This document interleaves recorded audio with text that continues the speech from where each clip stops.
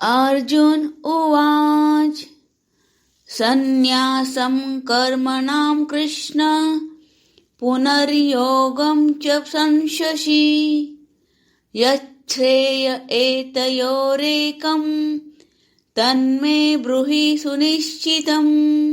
अर्थात अर्जुन ने कहा, हे कृष्ण, पहले आप मुझसे कर्म त्यागने के लिए कहते हैं और फिर भक्ति पूर्वक कर्म करने का आदेश देते हैं। क्या आप अब कृपा करके निश्चित रूप से मुझे बताएंगे कि इन दोनों में से कौन अधिक लाभप्रद है? श्री भगवान उवाच सन्न्यासः कर्मयोगश्च निःश्रेयसकरावुभौ तयोस्तु कर्म संन्यासात् कर्मयोगो विशिष्यते।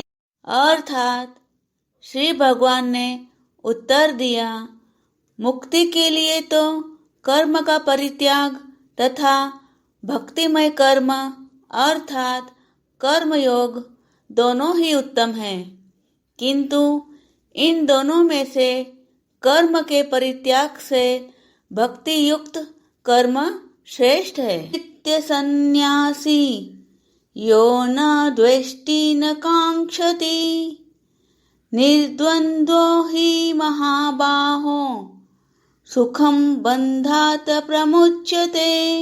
अर्थात यहाँ पर कृष्ण अर्जुन से कह रहे हैं, जो पुरुष न तो कर्म फलों से घृणा करता है और न कर्म फल की इच्छा करता है, वह नित्य सन्यासी जाना जाता है। हे महाबाहु अर्जुन, ऐसा मनुष्य समस्त द्वंद्वों से रहित होकर भव बंधन को पार कर पूर्णतया मुक्त हो जाता है। सांख्य योगो पृथग बालः प्रवदन्ति न पंडितः एकं प्यास्थितः सम्यक् उभयोर्विन्दते फलम्।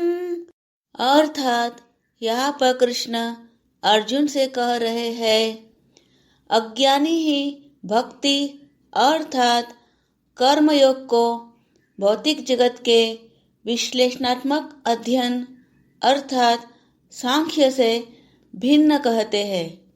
जो वस्तुतः ज्ञानी हैं वे कहते हैं कि जो इनमें से किसी एक मार्ग का भली भांति अनुसरण करता है वह दोनों के फल प्राप्त कर लेता है।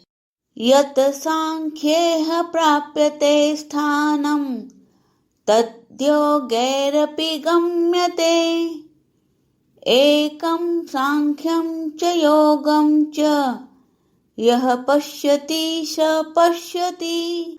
अर्थात यहाँ पर कृष्ण अर्जुन से कह रहे हैं, जो यह जानता है कि विश्लेषणात्मक अध्ययन अर्थात सांख्य द्वारा प्राप्य स्थान भक्ति द्वारा भी प्राप्त किया जा सकता है और इस तरह जो सांख्य योग तथा भक्ति योग को एक समान देखता है वही वस्तुओं को यथारूप में देखता है।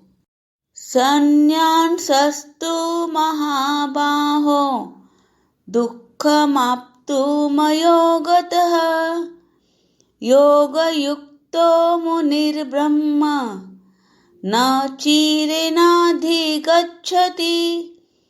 अर्थात यहाँ पर कृष्ण अर्जुन से कह रहे हैं, भक्ति में लगे बिना केवल समस्त कर्मों का परित्याग करने से कोई सुखी नहीं बन सकता, परंतु भक्ति में लगा हुआ विचारवान व्यक्ति शीघ्र ही परमेश्वर को प्राप्त कर लेता है।